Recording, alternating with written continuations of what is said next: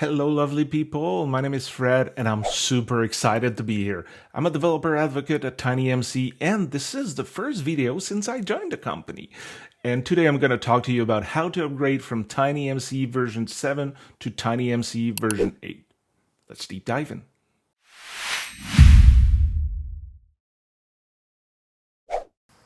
Now, if you want to upgrade to TinyMCE version 8 and you're using the cloud hosted version of TinyMCE, you're going to see it's really simple. I have my script tab here in my HTML file, and what I'm going to do, I'm just going to change the version number here from 7 to 8. So just to be sure, let's click here. You're going to see it's using version 7. And if I go here and I'm switching to version 8, saving the file, actually, just to be sure that I'm not saying something bad here, I'm now using version 8. And voila, I'm done. I moved from version 7 to version 8 just by changing the number in the URL. If you're self-hosting TinyMCE, stay tuned. I'm going to tell you how to do that in the next demo. Why should I move to TinyMCE 8? There is that amazing plugin that I love so much, the suggested edit. Let me show you a quick demo about it. So in your application, you won't have like active user here. It's just for the sake of the demo.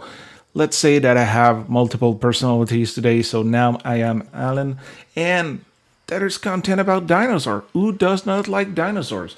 You know, Alan disagree here. He's saying like, this is not like the most iconic dinosaur. Alan is like, this is the iconic dinosaur. It's like it's the top of the chain. So Alan's going to be here and is going to delete the most word. So if I go here, I see that Alan deleted content. I can see the content that he has deleted. So I'm going to leave it like that.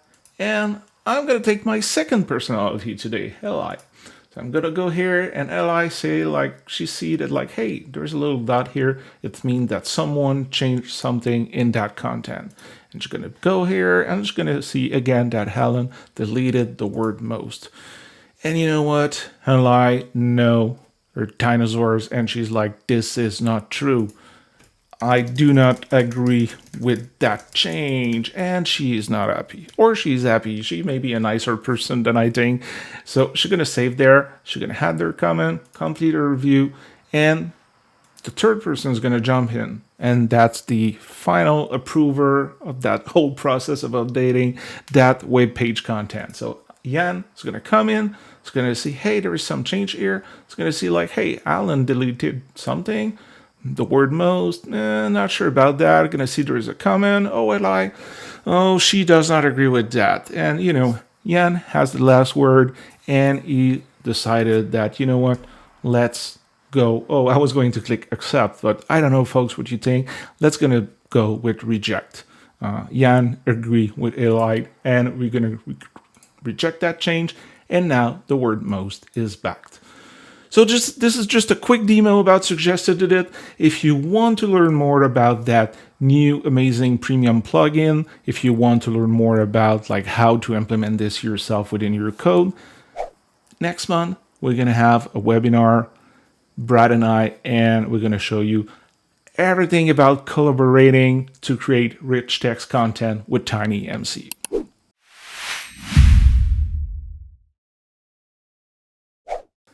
So one of the breaking change in TinyMCE 8 is for people that are self-hosting TinyMCE with a commercial license.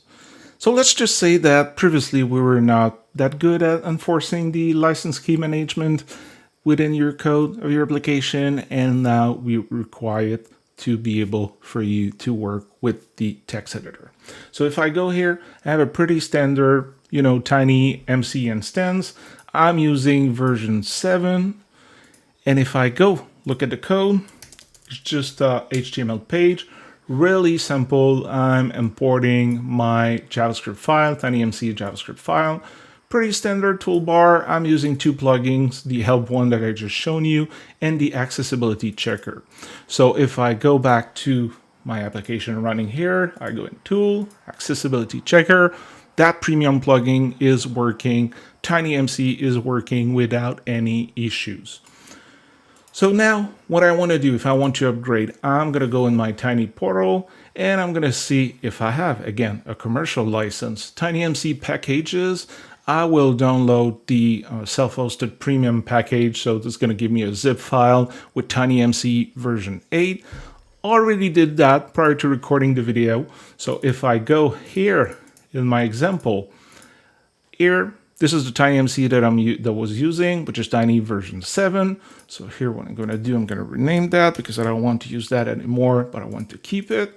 And I'm going to basically use the content of the zip file that I downloaded prior, which is TinyMCE 8. So now, same code, it's going to use that same folder, except that now it's TinyMCE 8. So if I go back here, I'm just going to open the console just to be sure that there's no cache, because, you know, caching when you do live demo is not your friend. So if I go here, now I have that error in the console, but also a beautiful pop-up here that says the editor is disabled because a TinyMCE license key has not been provided.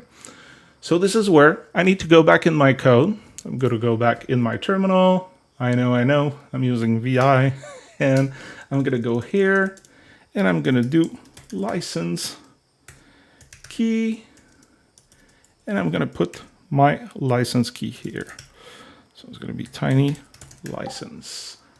I'm going to save my file, and go back in my browser, refresh, and voila, it's working. The message disappear. Accessibility checker, my premium plugin, still working. And that's working because I put the license key in my code.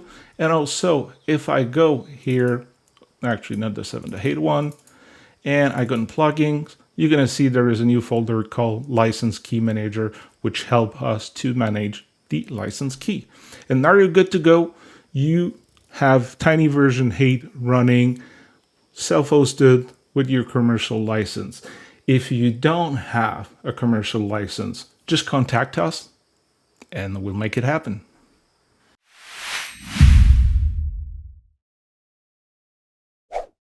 So the second major breaking change that we have with the release of TinyMCE 8 is the fact that we upgraded the DOMPurify to 3.2.6, which also means that the Save for XML is enabled, which enforce stricter handling of like comments and attribute values, which in the end makes the output of TinyMCE more secure. So that could prevent, as an example, XSS vectors. So in that case, it means that previous output that were saved with Tiny version 7 or under may enable some of the stuff that may not be enabled anymore in TinyMCE 8. So let me give you an example here. I'm using Tiny version 7.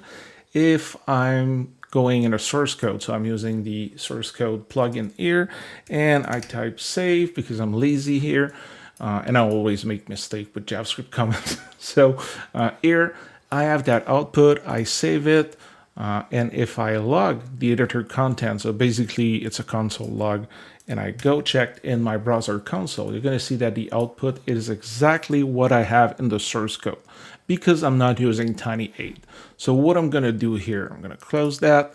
I'm going to go in Vim, and I'm going to remove the Cloud Channel 7 here because I was in my code specifying that I want to use an older version of TinyMCE. So if I remove there, I save my file, go back in the browser, refresh. Now if I go check the version, voila, I'm on Tiny 8. So if I close that and I do the same exercise, so I go here, I have my hello world example, I type save here, I'm putting the same code, the same content that I put before with Tiny 7. If I save that, log the editor content, go back here, and you're going to see that part of my code, like the comment part, was stripped. So that's one example of the output that is different from Tiny 7 to Tiny 8. So just keep this in mind because that improved the security, as I said, by preventing potential XSS attack through commands and attribute that were previously allowed.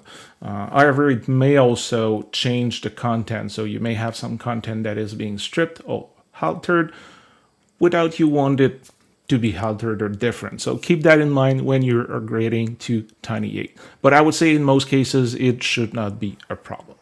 So hopefully that was helpful. As you can see, it's pretty easy to upgrade to Tiny version 8.